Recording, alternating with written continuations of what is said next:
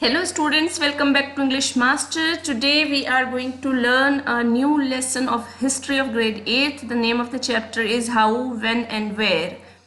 So in this chapter we will cover about the main interesting fact that what history is, how it is playing its role since humans arrived on this earth, human landed on this earth.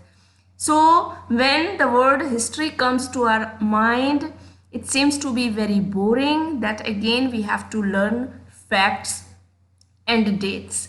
So is it true? Did we really need to learn the facts and dates? So this we will be covering through this chapter, how it tells us the ways that how we can make it interesting. Let us begin.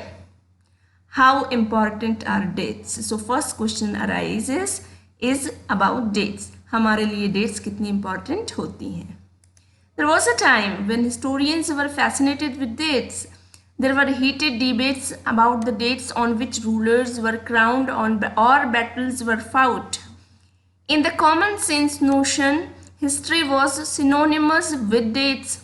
You may have heard people say, I find history boring because it is all about memorizing dates.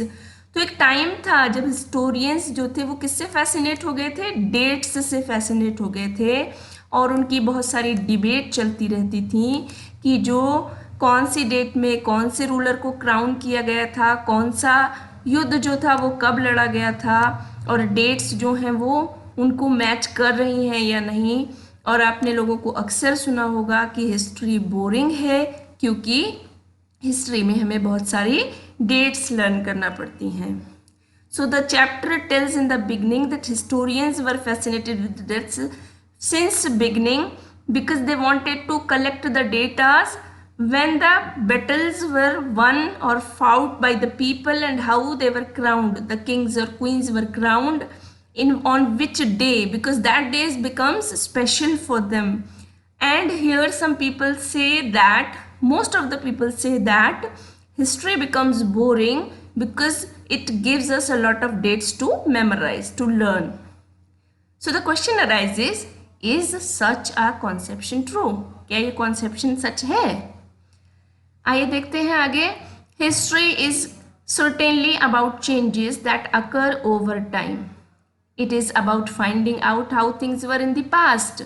Suppose आज जो हो रहा है, whatever the scenario is, तो it becomes history after a long period of time. थोड़े दिन बाद ये history बन जाएगा. तो ये changes हैं जो occur होते रहते हैं एक टाइम पीरियड के साथ साथ. It is about finding out how things were in the past and how things have changed. तो हम फ्यूचर जानने के लिए हमें पता होना चाहिए पास्ट में क्या हुआ था, तभी हमें पता चलेगा कि चीज़ें कैसे चेंज होती हैं. As soon as we compare the past with the present we refer to time. We talk of before and after.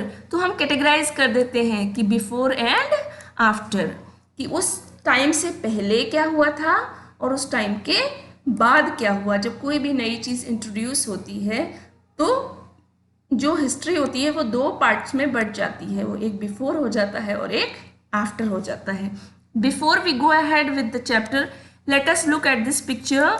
This picture tells us that there is a statue of a Britisher and this man who depicts Indian, he is handing over a book which is nothing but it is a map which is produced by James Rennell. So Brahmins are there, they are giving shastras to Britannia. Britannia is none other than the British ruler. ये picture British ruler को depict करती है. तो यहाँ हम देखते हैं कि ये इसको ये बुक दे रहे हैं, शास्त्र दे रहे हैं. क्यों? क्योंकि इसके थ्रू ये जान पाएंगे कि इंडिया के लोग कैसे थे और उन्होंने क्या कुछ किया. So when you want to rule over a country और when you want to live among the people, you need to know how they were in the past and how they have been now, what changes have come. तो हम किसी भी चीज़ के changes तभी जान पाते हैं जब हम उसके पास्ट को जानते हैं. So let us continue. Living in the world, we do not always ask historical questions. about what we see around us. तो हम जिस संसार में रहते हैं, तो we do not always ask historical questions about what we see around us. जैसे हम अपने आसपास में घर देखते हैं, मंदिर देखते हैं, गुरुद्वारे देखते हैं, कुछ भी देखते हैं, मस्जिद देखते हैं, तो क्या हम उससे रिलेटेड क्वेश्चंस पूछते हैं? नहीं. We take this for granted. हम इसे granted ले लेते हैं because this doesn't matter when it was built for us. As if what we see has always been in the world we inhabit. तो ये कैसे होता है? इस संसार में ऐसा ही होता है जिसमें हम रहते हैं. But most of us have our moments of wonder when we are curious. तो सबकी लाइफ में moments of wonder होते हैं, कुछ स्पेशल moments होते हैं जिन्हें वो कभी भी नहीं भूलता. When we are curious and we ask questions that actually are historical. और उसके बाद जब वो वंडरफुल चीज़ें होती हैं, suppose if you go to Agra to see the Taj Mahal, once you see it you may have lot many questions in your mind, and then you really actually feel this is something which is historical and you should be knowing about it. Watching someone sip a cup of tea at a roadside tea stall, you may wonder when did people begin to drink tea or coffee. अगर आप किसी को really आपके लिए normal चीज़ होती है कि आप किसी को भी चाय या कॉफ़ी पीते हुए देखते हैं, लेकिन उनमें से कितने लोग ऐसे हैं जो ये सोचते होंगे कि टी या कॉफ़ी कहाँ से आई, कब से शुरू हुई और क्यों लोगों ने पीना शुरू की. Looking out of the window of a train, you may ask yourself, when were railways built and how did people travel long distances before the age of railways? So when you sit in a railway also, when you sit in a coach, then you may realize कि before these trains how the life would have been, life कैसी रही होगी और लोग इतनी लंबी लंबी distance को कैसे कवर करते होंगे. Reading the newspaper in the morning, you may be curious to know how people got to hear about things before newspapers began to be printed. तो हम जब न्यूज़पेपर पढ़ते हैं, this has another story because newspaper is the very lightest thing that we can carry everywhere. And it is every morning available, readily available when we wake up, that is there on our doorstep. So have you ever given a thought that how does it come to your hands and when started, how were the people since beginning able to get a newspaper early morning printed to be read out. तो ये सारे examples हमें बताते हैं कि whatever we see in present, it has a connection with the past. Unless we know the past, we cannot understand how it has to go ahead and what will be in the future. So each thing has a connection with the other. All such historical questions refer us back to notion of time, but time doesn't have to be always precisely dated in terms of particular year or a month. Sometimes it is actually incorrect to fix precise dates to process that happen over a period of time. People in India did not begin drinking tea on one fine day. They developed a taste for it over time. तो कहते हैं ऐसे ही historical questions हैं जो हमारे notion में, जो हमारे राय में, विचारों में आने चाहिए कि टाइम जो होता है वो हमेशा से एक सा पर्टिकुलर नहीं रहता पूरे साल का, तो हम उसको डेट में एक टर्म में हम उसको प्रिसाइज नहीं कर सकते हैं. कभी कभी ये एक्चुअली इनकरेक्ट हो जाता है कि हम किसी भी डेट को फिक्स कर दें. जैसे कि एक कप चाय हो गई, कोई एकदम से उठ के किसी ने चाय पीनी शुरू नहीं कर दी, बल्कि लोगों में एक टेस्ट डेवलप हुआ होगा, उसमें टाइम लगा होगा और उसके बाद फिर कोई डेट ऐसी प्रोसेस की नहीं होती जिसे हम स्पेसिफाई कर सकें. तो here the writer wants to tell that when a process happens you cannot give a date, like the example of tea कि कब किसने कहाँ कैसे चाय पीना शुरू की. तो हम इसको कोई उसमें नहीं बांट सकते, एक स्पेसिफिक डेट नहीं दे सकते. तो date doesn't become important here. There can be no one clear date for a process such as this. Similarly, we cannot fix one single date on which British rule was established. ऐसे ही Britishers हमारे यहाँ आए, धीरे धीरे आए, रहने लगे, उसके बाद धीरे धीरे उन्होंने अपना कब्जा शुरू किया और फिर एक it was a longer period of time when they started establishing and ruling on us. So that is also a process which you cannot fix with one date. Or the national movement started. Same way happens with the national movement. जब हमें अंग्रेजों को अपने country से बाहर निकालना था, so do you think it happened in a day or so? No, it took months or years to remove them, to make them out of our country, and gathering people all together to bring them in one platform and working for the welfare of the country. So it was a whole process which you cannot fix with one date. Or changes took place within the economy and society. All these things happened over a stretch of time. We can only refer to a span of time. तो हम इसके लिए एक span कह सकते हैं कि 3 years में ऐसा हुआ या 4 years में ऐसा हुआ तो जाके हमें विजय मिली. An approximate period over which particular changes became visible. So it takes a time. When you see the visible changes are not the result of 1 day or 2 days work, it takes lots of time, which is a long process. It can be for 1 month, 1 week, or it can be for years as well. तो ये part हमें बताता है कि कहाँ पर dates important नहीं होती हैं. तो जो भी चीज़ें प्रोसेस में होती हैं उनमें डेट्स फिक्स नहीं की जा सकती. I hope it is clear. Let's go ahead. Why then do we continue to associate history with a string of dates. अब क्वेश्चन ये आता है कि फिर हमने ये इतनी लंबी स्ट्रिंग क्यों बना रखी है डेट्स की कि एक के बाद एक डेट हमें याद करनी पड़ती हैं. This association has a reason. There was a time when history was an account of battles and big events. एक टाइम ऐसा भी रहा है जब हिस्ट्री में लगातार बैटल्स होते रहे, बिग इवेंट्स होती रही. बैटल्स होंगे तो बिग इवेंट्स भी होंगी, because someone will be losing, someone will be winning, then there will be a coronation happening. तो राज तिलक भी होगा, राजा भी आएंगे नए नए. So this all was big thing which was keeping on happening. It was about rulers and there policies. तो ये सब किसके बारे में होता था? रूलर्स के और उनकी policies. Because the ruler changes, he brings in new policies. Historians wrote about the year a king was crowned, the year he married, the year he had a child, the year he fought a particular war, the year he died. So this is a chronological order.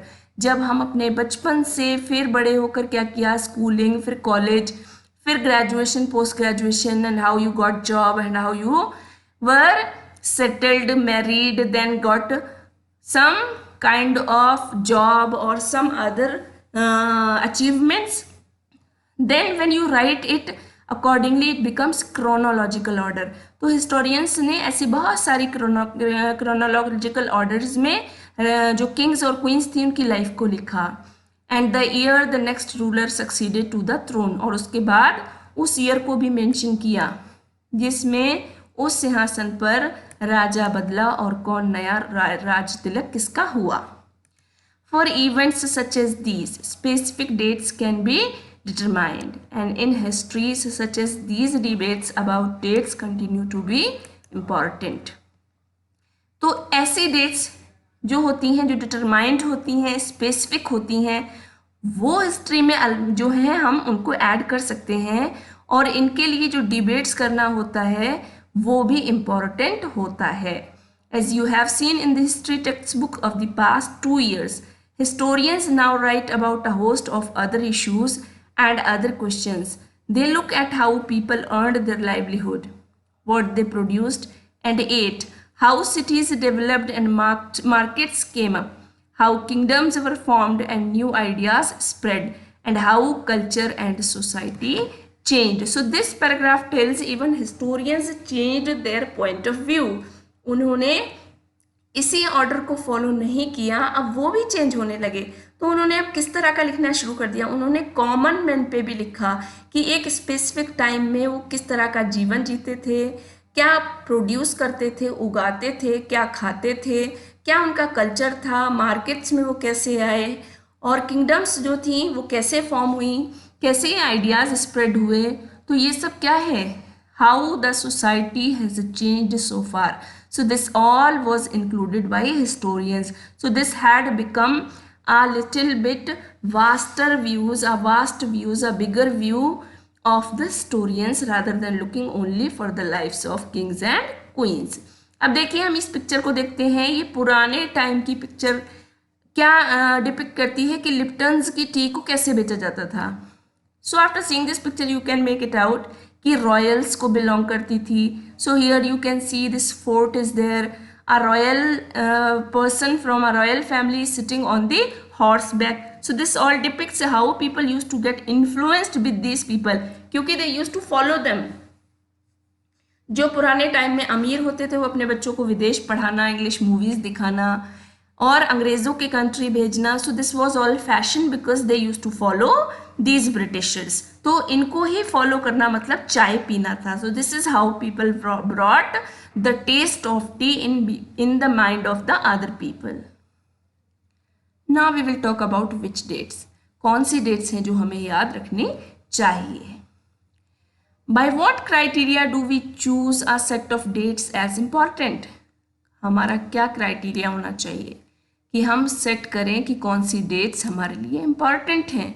The dates we select, the dates around which we compose our story of the past are not important on their own. वो अपने आप में important नहीं हो गई हैं. They have become important because somebody did something great on those days. They become vital because we focus on a particular set of events as important. जैसे हम हमारे इंडिया के लिए जो डेट्स इम्पॉर्टेंट हैं वो ज़रूरी नहीं है अमेरिका के लिए भी इम्पॉर्टेंट होंगी, क्योंकि उनकी इवेंट्स हमारी इवेंट्स से मैच नहीं करती. उनके यहाँ उनकी हिस्ट्री में उनकी इवेंट्स दूसरी होंगी और हमारी दूसरी हैं. If our focus of study changes, if we begin to look at new issues, a new set of dates will appear significant. तो सबका अपना अपना इशू होते हैं, अपने अपने पॉइंट ऑफ व्यू होते हैं. तो अगर हम अपने अपने पॉइंट ऑफ व्यू से देखते हैं तो हमारे लिए वही डेट्स सिग्निफिकेंट हो जाती हैं. जैसे आप एग्जाम्पल लीजिए, it is your birthday so the date becomes special for you.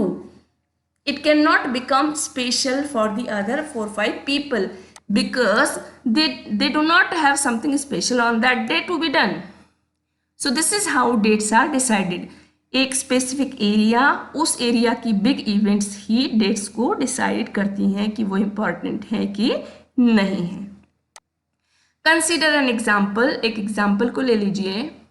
In the histories written by British historians in India the rule of each governor general was important. These histories began with the rule of the first Governor General, Warren Hastings, and ended with the last Viceroy, Lord Mountbatten. तो पहला general governor कौन आया था? Warren Hastings आया था, और उसके बाद लास्ट वाइसरी में कौन रह के गया? Lord Mountbatten. In separate chapters we read about the deeds of others. और दूसरे चैप्टर्स में हम दूसरे लोगों के बारे में भी पढ़ते हैं. तो सेम टाइम में जब ये आए तो दूसरी चीज़ें भी हो रही थी. तो these are not the only important things that had happened in the history at that time. There were something others as well. Hastings, Wellesley, Bentinck, Dalhousie, Canning, Lawrence, Lytton, Ripon, Curzon, Hardings, Irwin. It was a seemingly never-ending succession of governor generals and viceroys. तो हम अगर देखें इतिहास में तो हमें दिखाई देगा कि it was not the only one governor who had started. Who is the one? This governor general Warren Hastings. उसके बाद बहुत सारे आए, दे केप्ट ऑन कमिंग, और वो सक्सेशन किसका? गवर्नर जनरल और वाइसरीज का चलता रहा. All the dates in these history books were linked to these personalities. तो अब लिंक होंगी ना एक डेट दूसरे से, because one came, the other came, the third one came, and they kept on descending to their activities, policies, achievements. तो सबकी activities different थी, सबकी पॉलिसीज डिफरेंट थी, और सबके अचीवमेंट्स भी डिफरेंट थे. So you can not write one particular date for every person because it was different for all of those. It was as if there was nothing outside their lives that was important for us to know. तो वो time ऐसा था कि whatever was happening in their life was important for us as a historian. The chronology of their lives marked the different chapters of the history of British India. तो इन लोगों की life के बारे में जितना भी लिखा हुआ है वो अलग ही चैप्टर्स हैं जो हमारी हिस्ट्री ऑफ ब्रिटिश इंडिया की, जब ब्रिटिशर्स हमारे कंट्री में थे तो उस टाइम की पिक्चर्स को डिपिक्ट करते हैं. Can we not write about the history of this period in a different way? तो ये जो क्रोनोलॉजिकल ऑर्डर था, तो क्वेश्चन ये आता है कि हमें क्या जरूरत है ऐसे लिखने की? Can't we write in a different way? How do we focus on the activities of different groups and classes in Indian society within the format of this history of governor generals? तो वो यहाँ पर question है कि कैसे हम focus करें उन एक्टिविटीज पर जो दूसरे ग्रुप्स थे और क्लासेस थी इंडियन सोसाइटी में, उसी फॉर्मेट पे जब गवर्नर और जनरल्स हुआ करते थे. तो there was not only the people who were governors or generals at the time, but there were other different groups also available or present in the society. So the question arises, why did we focus only on these governors? Why didn't we focus on the different other groups? When we write history or a story, we divided it into chapters. Why do we do this? तो हम जब history लिखते हैं तो उसे chapters में divide क्यों करते हैं? ये बिग क्वेश्चन है. It is to give each chapter some coherence. इसका एक से दूसरे में रिलेशन होता है. ये वास्ट होता है, you can not cover it in one particular page और अ स्मॉल स्टोरी. तो हम इसको चैप्टर्स में डिवाइड कर लेते हैं. It is to tell a story in a way that makes some sense and can be followed. In the process, we focus only on those events that help us to give shape to the story we are telling. जैसे हम Mughals की अगर बात करें तो हम उसमें Britishers को नहीं घुसा सकते, because that also happened, that was also a part of history. Even Britishers and Mughals both were the past of history. So do you think we can cover both of them in one chapter? No, we have to write different chapters, because in one chapter we can talk about Mughals and in the other chapter we can cover about Britishers. So I hope you understood.